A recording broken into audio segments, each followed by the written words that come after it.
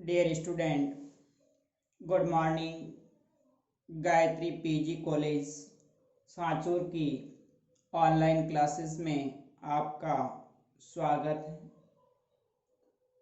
आज हम BSc BEd part first in organic chemistry में lecture number 10 effect of hydrogen bonding यानी hydrogen बंध का प्रभाव, इस पर आज डिस्कस करेंगे। इससे पहले लेक्चर में हमने हाइड्रोजन बंध और इसके टाइप्स पर डिस्कस किया था। तो हाइड्रोजन बंध केमिकल बॉन्ड न होकर एक स्थिर विद्युत आकर्षण बल होता है जो अधिक विद्युत ऋणी परमाणु, high electron negative element atom जैसे ऑक्सीजन है, फ्लोरीन है, नाइट्रोजन है तथा हाइड्रोजन परमाणु के बीच आकर्षण से बनता है। ये कोवेलेंट बॉन्ड की तुलना में वीक होता है। इसको दो भागों में डिवाइड किया गया है, इंट्रामोलिक्यूलर और इंटरमोलिक्यूलर हाइड्रोजन बंध। अब देखिए, ये जो हाइड्रोजन बंध होता है इसका क्या इफेक्ट होता है, इस टॉपिक में से भी एग्जाम में एक दो क्वेश्चन पूछे जाते हैं।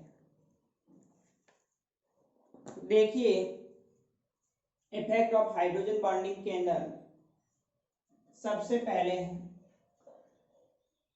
फिजिकल स्टेट, भौतिक अवस्था।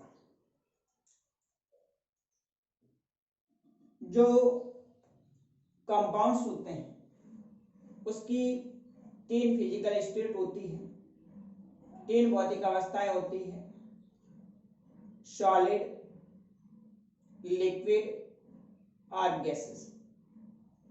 ठोस अवस्था, द्रव अवस्था और गैसीय अवस्था।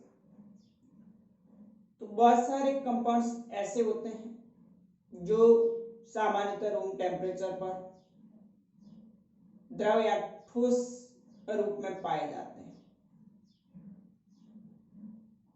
तो उसके अंदर द्रव या ठोस रूप में पाए जाना हाइड्रोजन बॉन्डिंग के कारण होता है, क्योंकि हाइड्रोजन बंध के कारण उन मॉलिक्यूल्स का संगुणन हो जाता है, पास पास में आ जाते हैं, जिसके कारण वो द्रव या ठोस अवस्था के रूप में पाए जाते हैं। तो देखिए, हर बार एग्जाम में सवाल पूछा जाता है कि H2O लिक्विड है जबकि H2S गैस से फॉर्म में होता है, क्यों? दोनों एक ही वर्ग के एलिमेंट से ऑक्सीजन और सल्फर।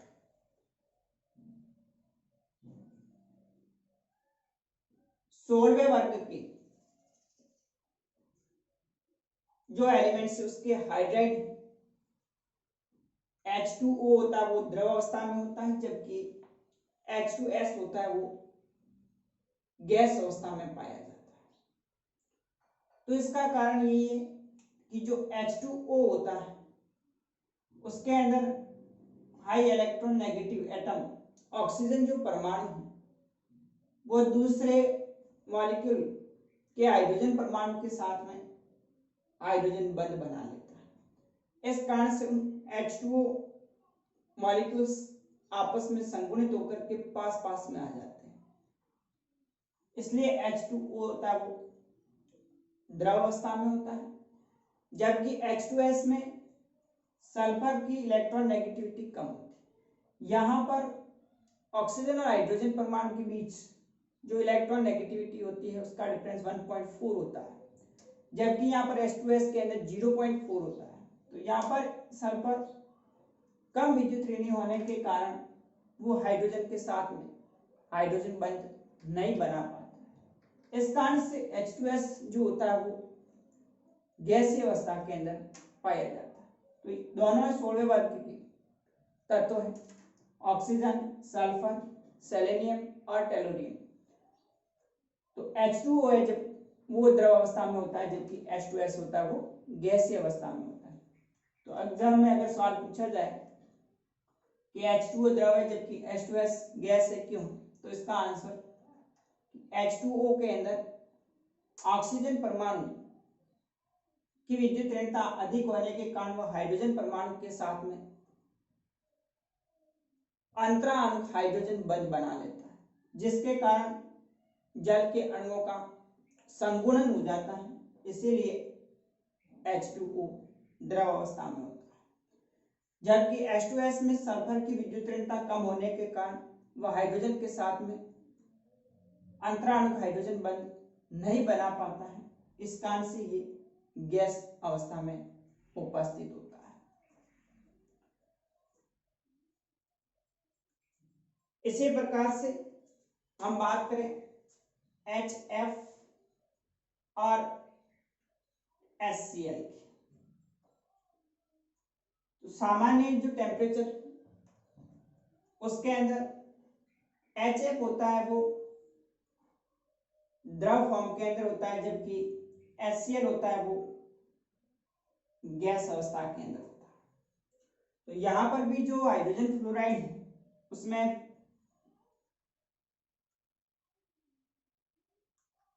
भी फ्लोरीन परमाणु हाई इलेक्ट्रॉन नेगेटिव होने के कारण हाइड्रोजन के साथ में अंतराणु इंट्रामोलिक्यूलर हाइड्रोजन बंध बना देता है, इंटरमोलिक्यूलर हाइड्रोजन बंध बना देता है। इस कारण से इसके भी मॉलिक्यूल का संगुणन हो जाता है। इस कारण HF होता है वो द्रवावस्था में, जबकि सामान्यतः पर HCl होता है वो गैसेस अवस्था में रहता है। नेक्स्ट दूसरा है boiling point and melting point, क्वथनांक और गलनांक।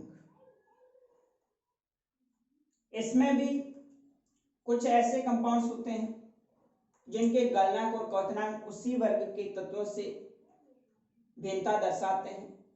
तो इसका कारण भी उसके अंदर हाइड्रोजन बंध की उपस्थिति के कारण होता है। अंतराणु हाइड्रोजन बंध के कारण अणुओं में संगुणन होता है, इस कारण से इनका बॉइलिंग पॉइंट और मेल्टिंग पॉइंट क्या हो जाता है, बढ़ जाता है। जब मॉलिक्यूल पास पास में आएंगे, अतिरिक्त हाइड्रोजन बॉन्डिंग होगी, तो उसको हम जब बॉइल करेंगे या फिर मेल्ट करेंगे तो उस कंडीशन में हमें हाई टेम्परेचर देना पड़ेगा, तभी वो मॉलिक्यूल की बॉन्डिंग होती है वो ब्रेक होती है। इस कारण से उनका गलनांक और क्वथनांक क्या होता है, जो नॉर्मल कंपाउंड होते हैं उसकी तुलना में अधिक होता है। अब जैसे यहाँ बात करें हम 14, 15, 16 और 17 जो वर्ग के एलिमेंट्स उसके हाइड्राइडों के गलनांक और क्वथनांक, यहाँ आप देख रहे हैं 14वें वर्ग की जो hydride CH4, SiH4, GeH4, SnH4, carbon, silicon, germanium और टिन के जो हाइड्राइड हैं उनके अंदर गलनांक क्वथनांक का क्रम देखें तो सबसे ज्यादा SnH4 का, उससे कम GeH4 का, उससे कम सिलिकॉन जो हाइड्राइड है इसका, और सबसे कम CH4 का होता है। क्योंकि यहाँ पर जो मीथेन है वो आपस में हाइड्रोजन बंध नहीं बना सकता, यहाँ पर तो उसका मॉलिक्यूलर अणुभार बढ़ने के साथ साथ में गलनांक और क्वथनांक के अंदर भी वृद्धि होती है।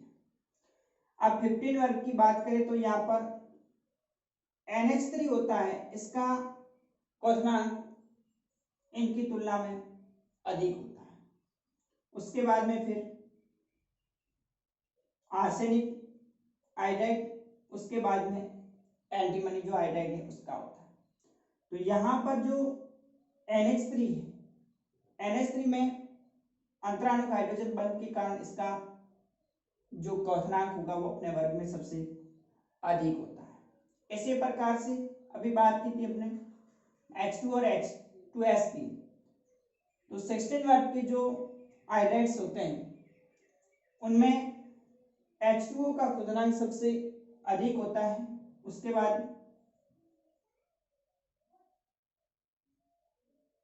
टेलोरियम हाइड्रेट का, फिर सेलेनियम हाइड्रेट का और सबसे कम H2S हाइड्रोजन सल्फाइड का होता है। इसी प्रकार से 17 वर्ग के अंदर सबसे अधिक HF, उसके बाद में फिर HI, उससे कम HBr और सबसे कम HCl होता है। तो ये जो ऑर्डर है जिसमें आप देख रहे हैं NH3 है, H2O है, HF है, वो अपने वर्ग के अंदर इनका जो गलनांक और क्वथनांक है वो अधिक है। तो इसका कारण क्या है, उसमें अंतरा अणु हाइड्रोजन बंध के कारण इनके जो मॉलिक्यूल होते हैं वो आपस में संगुणित हो जाते हैं, जिसके कारण इन बॉन्ड को ब्रेक तोड़ने के लिए हमें अधिक हीट ऊष्मा की आवश्यकता होती है, इसलिए इनके क्वथनांक अधिक होते हैं। अब देखिए नेक्स्ट बात करें अगला,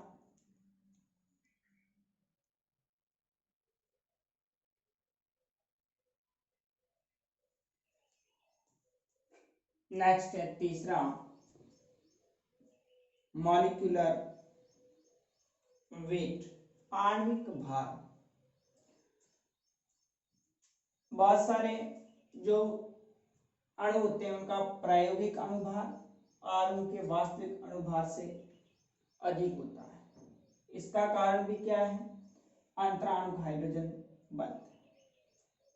इसमें भी एक बार सवाल पूछा गया था कि जो एसिटिक एसिड होता है उसका वास्तविक अनुभार यानी सैद्धांतिक जो अनुभार है वो 60 है, जबकि प्रायोगिक अनुभार जो इसका होता है वो 120 होता है।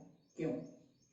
तो इसका कारण भी यही है कि इसमें अंतराणु हाइड्रोजन बंध उपस्थित होता है, जिसके कारण दो एसिडिक एसिड मॉलिक्यूल आपस में हाइड्रोजन बंध के कारण उनका जो आणविक भार है वो क्या हो जाता है, डबल हो जाता है, 60 की जगह 120 प्राप्त होता है।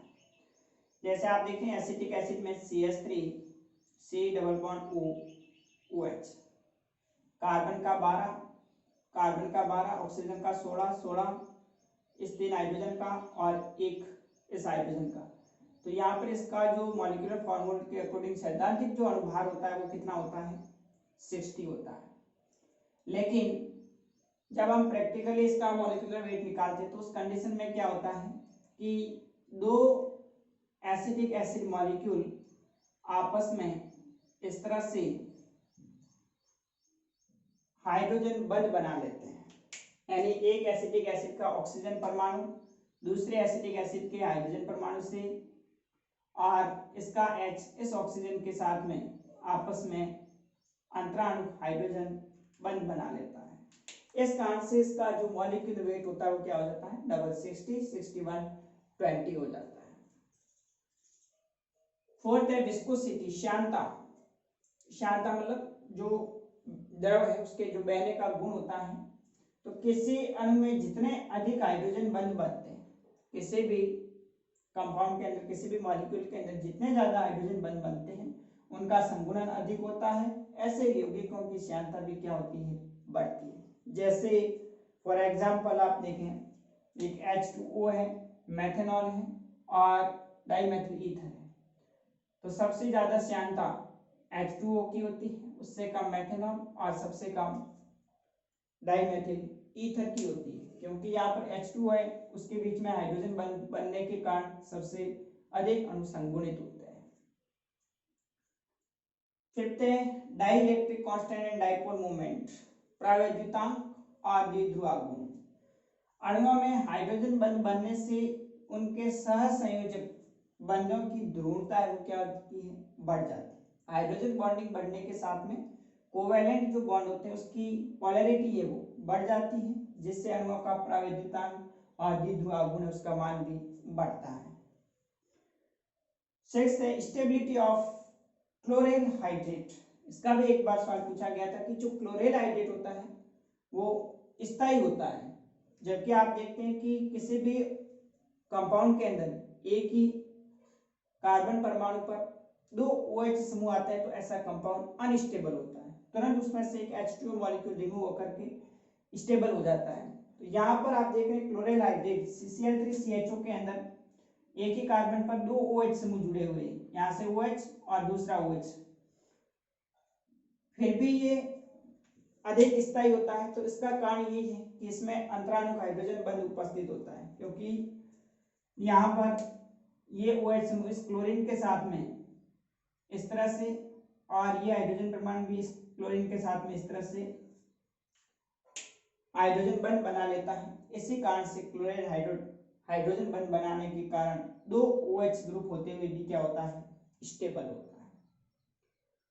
तो ये थे जो हाइड्रोजन बंध उसके इफेक्ट, जिसमें से हर बार एक क्वेश्चन आपको एग्जाम में देखने को मिलता है।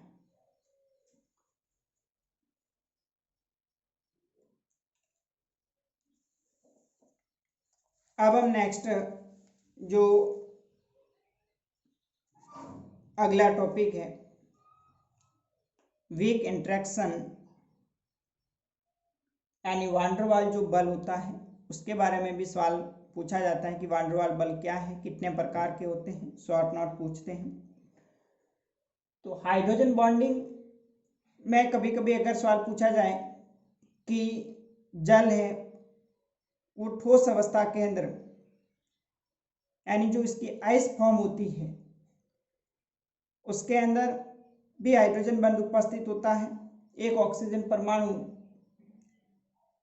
4 बंध से जुड़ा हुआ आता है, जिसमें 2 कोवेलेंट और 2 हाइड्रोजन बंध होते हैं, और उसके बीच में वैकेंट जगह रहती है। इस कारण से इसकी जो डेंसिटी भी होती है वो जल की तुलना में कम होती है। इस कारण से बर्फ होती है वो जल की सतह पर तैरती है।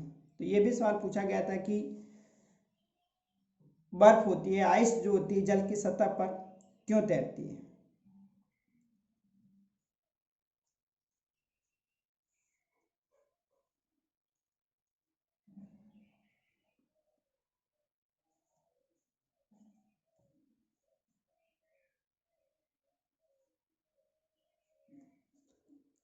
तो नेक्स्ट हम जो वीक इंटरेक्शन है उसको अगले वीडियोस में डिस्कस करेंगे। Okay, thank you.